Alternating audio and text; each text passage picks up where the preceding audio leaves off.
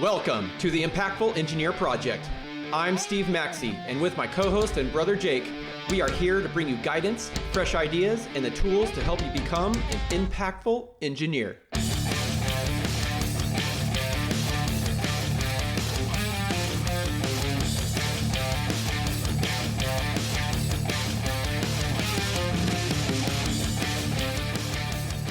Welcome to the Impactful Engineer, where we try to help you improve or at least accelerate your career advancement, put you in a good spot to move ahead.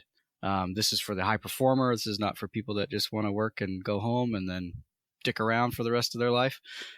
This is for people that want to work hard, the quote-unquote high achievers. But what we want to do is try and help you make it manageable, because that high achiever mindset makes you burn out real quick. So I've got Steve here with me today. This is our typical Steve and I episode. We just, banter, and it's just back and forth, and we try to, chip at each other in our own unique way, but then also bring you guys value. So welcome, Steve. And do you want to, give us our episode types, man? I talk too much. Yeah, sure. So occasionally we will do a quick solo episode. We've had a couple recently where one of us is by themselves, and we just want to get down to a quick point that is on top of mind, and we think it's going to help you overcome some sort of obstacle in your career. And finally, we do have guests on our show. These are our long format episodes where we bring them on and they are an expert in a particular field to share their perspective and mindset and actionable tips around their area of genius. Right on. And that's about it. I mean, every once in a while we'll just have a screw around episode, but about it. Yeah, this is our normal. It's like I don't know who brought up Forrest Gump the other day, but love that movie. It's like shrimp stew, shrimp salad, shrimp. It's like that's about it. that's about it. Yep. Or I think I'll go home now. One of my favorite lines. Yeah. I'm tired. All right, so hey, let me set the stage for this episode, because this was my idea. Let's do it. I know you have a lot to say about it too, but I'll set it. Mm-hmm. I'll set it for everybody. So go. There's this idea behind. I mean, we all have it. It's not just engineers, but we'll talk about some of the stuff that is directly involved in the engineering field. But we don't really like to talk about hard stuff or stuff that we perceive as being like a hard conversation or ruffling feathers or something where the response back to us, we would expect some pushback or like, I don't like that, or really, or could you explain yourself? Or, when you put yourself in that position, most people just don't want to be in that position in the first place. But I'll tell you what, if you're a high performer and you want to move up, you just got to get used to it. And there's some mindset around this. There's framing it the right way. So that you can move through life guilt-free, anxiety, worry. In this topic, there's many things to worry about, but anxiety-free as you move through and have these quote-unquote hard conversations. Okay, that's the frame for the episode. I'll give you some examples. We'll tell you why maybe if you think one way, you should think the other way, just to help you out. As you move through it, because you will not avoid these things. There's no way to avoid them. So that's the set for the episode. If you want to learn how to just have regular conversations instead of having them be hard conversations, then listen in. Steven, with all that said, what's popping in your mind? Give us some good perspective from your end of things. Yeah. Okay. So in product development, probably one of the most mainstream relationships is going to be your project manager or product manager and the engineer. And, those are the pairing that brings product to the market, right? But there's a dichotomy there. The engineer wants to make everything perfect, and the project manager or product manager wants everything to be done right now. And so there's a push-pull in conversations, in scheduling, prioritization, tasks, etc. Oftentimes, what I see from an engineer is they know what the expectation is from their product manager. And when the product manager says, hey, Jake, how long do you think this design is going to take so we can move through 3 the weeks. next phase of the project? Yeah. See, that's a great answer. But Jake, number 2 in an alternate universe, might know that, hey, this manager wants this task to be completed tomorrow or in 2 days. And so first I'm just going to say, hey, well, when would you like it? And they say, oh, 2 days. And they're like, yeah, I think I can do that. Knowing full well that they cannot accomplish that goal, but they don't want to ruffle feathers. And so they commit to a 2-day deliverable, and then they fail, and miserably, and they're a quarter of the way through, or they rush through it and the design sucks ass and it's terrible and everyone knows it, and now they're told to do it again. And now everyone is in a worse position than they were 2 days ago. So what that engineer needs to do is what you did and say, hey, this is going to take 3 weeks. And then, there can be some negotiating. Maybe that product manager will be like, hey, we really need it in 2 weeks. Do you think you can reprioritize a couple of things and accomplish this? And you can be direct and say yes or no, and then be able to deliver the task successfully. Yeah, 3 weeks felt long. That's why I overshot. I was like, 3 weeks. I could do it in a week. Okay, let's see what happens. Yeah. you catch on to my bullshit. But so don't do, because both the scenarios you talked about leads to very just terrible results for everyone. It's a short term. Nobody's ruffled. Everybody's agreeable. It was, I can move on to the next thing without having to have had a harder conversation or like brought up some points or had someone say, well, I don't really like that answer. Everybody just agrees. So it feels good right then and there, but then it's just really painful 2 days later, right? So I think an overall concept is to try to avoid the short-term agreeableness and nicety and like feeling good. To trade that for long-term pain is just not a good trade. So you want to trade negotiation, back and forth, reasonableness, having evidence of past timelines, your current workload, all these things. You want to trade all that for a reasonable deadline so that you can have a long-term success instead of the pain. And long-term being, whatever the length of the task is. I'm not talking about years here, but yeah. And something I like to point out there is when you give your initial response is what you truly believe that deliverable can be, and you showcase that you can hold what you are saying, like you give a commitment and then you meet that commitment time and time again, that builds trust.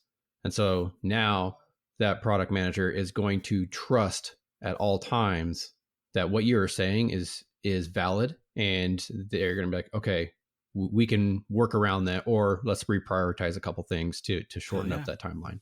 And everyone wins there. Have the conversations now that you won't necessarily feel the greatest and most comfortable in, to get that good timeline and build that trust. But then if the managers, in talking to their, the other managers and their bosses and all that, and they say, hey, you know what?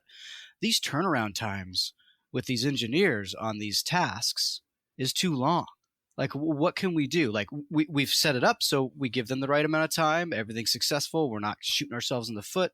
We can under promise and over deliver. We're doing well, but we need to accelerate these timelines for the sake of the business because we can see this becoming a problem in the future. Then there's a conversation that can be had. Like, hey, Steve, love your timelines. You're always consistent. You give good timelines. You're pretty damn accurate. It's great. You consider all these things, the surprises, moving things around. And in general, it works really well. What can we do to reduce that timeline? Then there's a conversation just about, hey, let's team up and figure out how do we reduce these timelines. And there's always things that can be found, absolutely. But that's a much better conversation than, why did you tell me 2 days and now we don't have it? I'm frustrated. Now I'm sharing frustration with my boss. It's rippling up and down. Our vendors are pissed off because they needed this certain thing. It's like, don't contribute to that. Don't be a part of that because you couldn't give a realistic timeline. Hey, my fellow impactful engineers. If there's one thing that you could do to help out this community, is to keep listening to the podcast, but also if you found value in it, to share it with one person, give us a 5-star review, or even leave a text review. It'll only take a few seconds of your time. Find that person that you think could enjoy some of this or learn from it, and pass on the good word. Now back to the show. Yeah, and if you're being asked to accelerate beyond what you think is going to deliver the perfect product, you can assess the risk of what you're working on, and maybe there's things that you can, hey, if we don't test these couple things, we can accelerate the timeline a little bit and test them in parallel, because we're pretty confident, we're 70% confident, 80% confident that it'll pass this test. So we can shorten this timeline by a week by running that test in parallel in proceeding with the project. And that will show that you're trying to balance the level of risk with the level of speed and delivery. And more times than not, you will be successful in being able to obtain that goal. And once in a while, you may not be. It might come back as a failure, and you're like, well, shit, now I have to redo it. So, but you're going to showcase that you are aggressively trying to manage your timelines and be more effective in the work that you're doing. Yeah, and you had talked about it before. It's part of your strategy. It's part of the plan. Plans get obliterated all the time. Yeah, you have to communicate. Yes. Yeah, okay. That's a great example. One more little tidbit before we move on to, I guess, one of mine would be that this whole process, it sets you up for success further down the road. Like when someone says, oh, okay, we actually have to do this in 2 days, then it becomes a rallying around the project. People are bought in. This isn't the norm. This doesn't happen all the time. I don't have scars all over my face and bloodied and just am totally exhausted and then asked to do 2 days. It's like, this is not the normal thing, but let's rally around this one because we have to. The best course of action is 2 days. So then people are bought in. They go, all right, fuck yeah, let's do this. We could do it in 2 days. Let's push. And then you get it done in 2 days. Yeah. And then it gets obliterated and they're like, yeah, that one didn't work. But like, well, there's a rallying effect. Yeah. There's a morale booster there when the previous conversations can be had.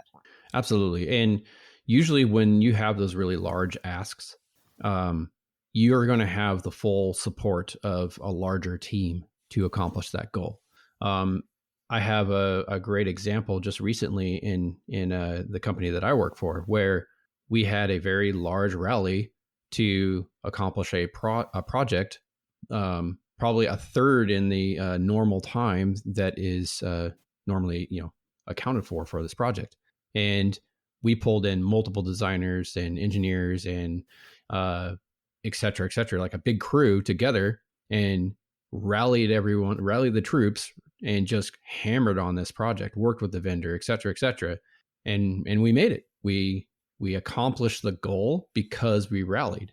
And then everyone feels awesome. They have a ton of ownership of the project. And that rally didn't last forever, lasted for a few weeks, and then bam, they're done. But now they achieved the impossible, and everyone knows that, hey, this isn't normal state. We can't do this all the time. But when shit hits the fan and you really need to buckle down and get it done, then you can. And the team members that were on that team are looked at as leaders to accomplish those tasks when times are tough. Hell yeah. Yeah, that's a good all around, man. Good. So I'll give you one of mine. It was the most common one that I could think of as of late, and I have seen it happen a lot. And I used to do it too until I decided that I wanted to be sane and and have a good work life and get even more done than I would if I continued to do this thing. But that's like scheduling projects or client requests. Okay, whoever your client is, whoever's asking you to do something on a certain timeline.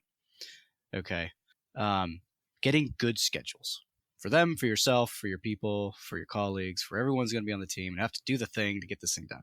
Okay, here's what I see that is more common than not, and happens quite frequently, is that whoever's in the meeting and the scheduling topic comes up, they say, So what's your schedule on this?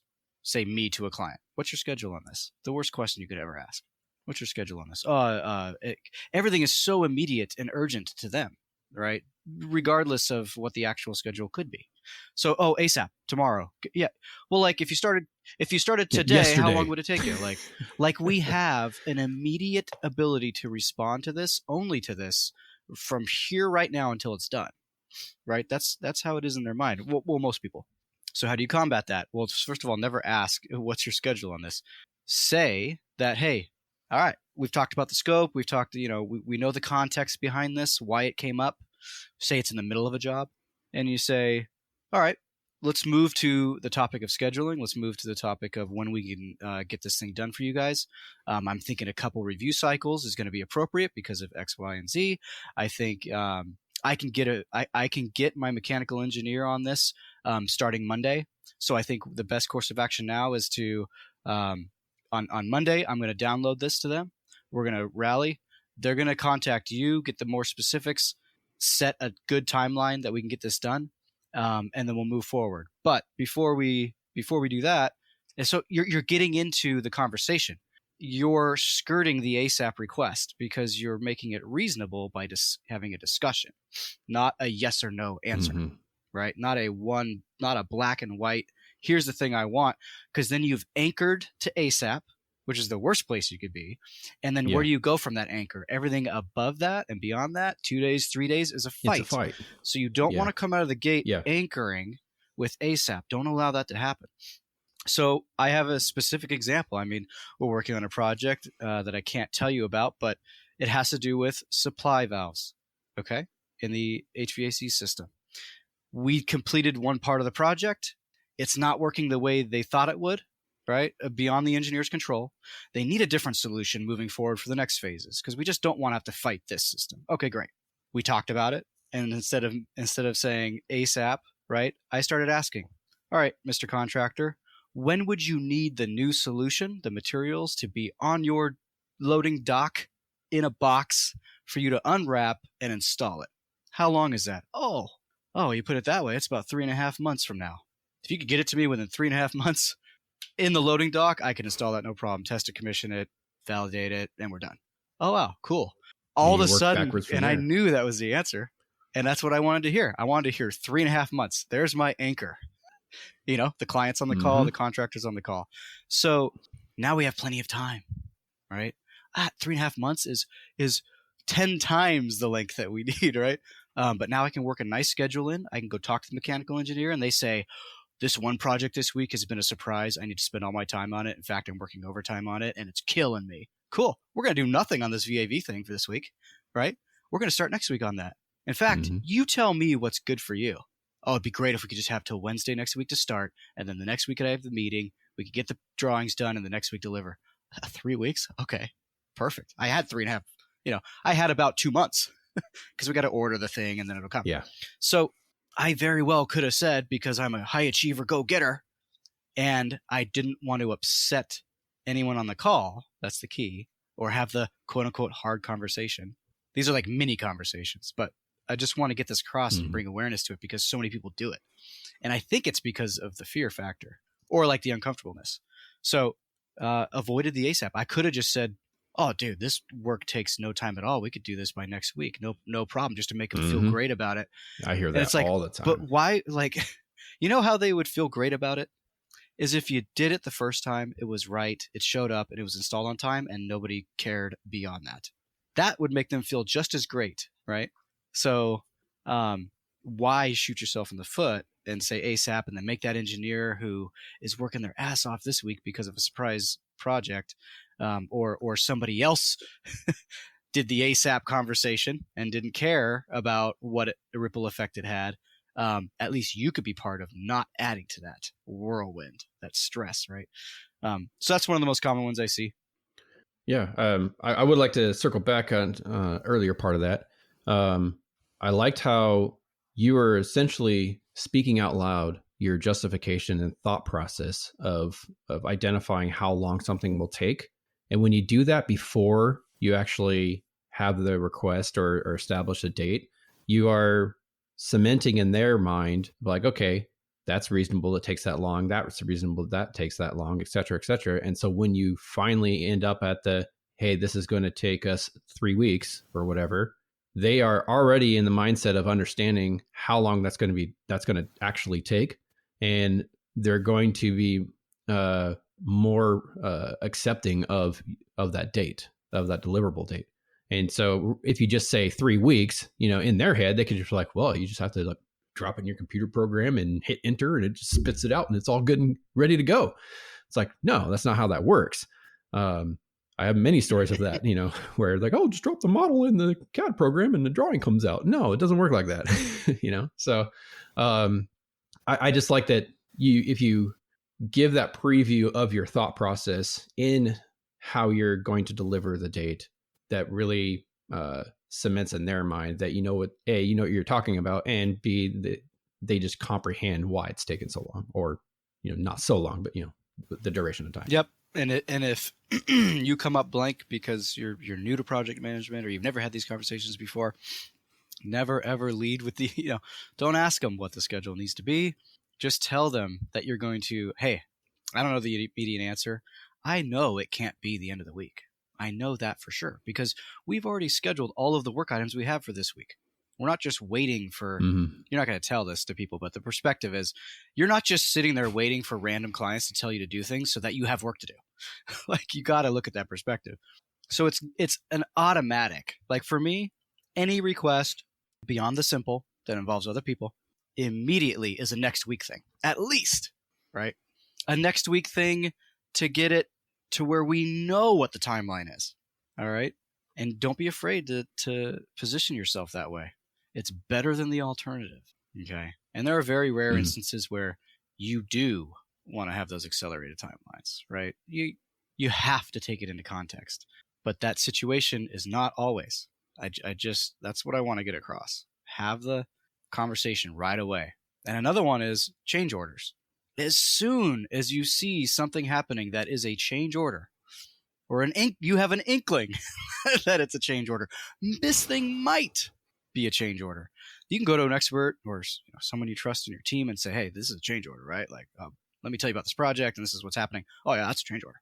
Like as soon as you got to tell the people immediately, hey guys, just so you're aware, this is change order territory. Let's have a conversation about this, right? Before it goes too far.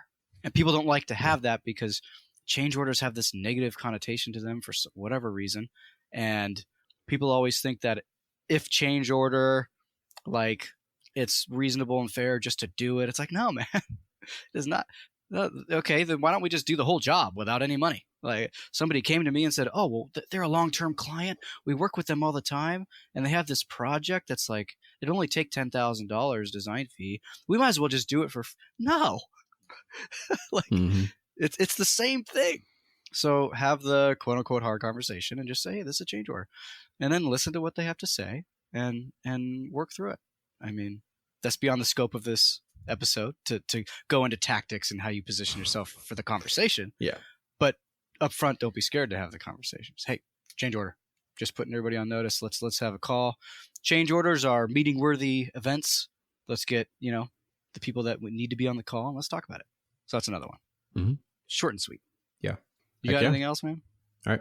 No, I think that's solid. It's a good two perspectives from two different industries about the same thing.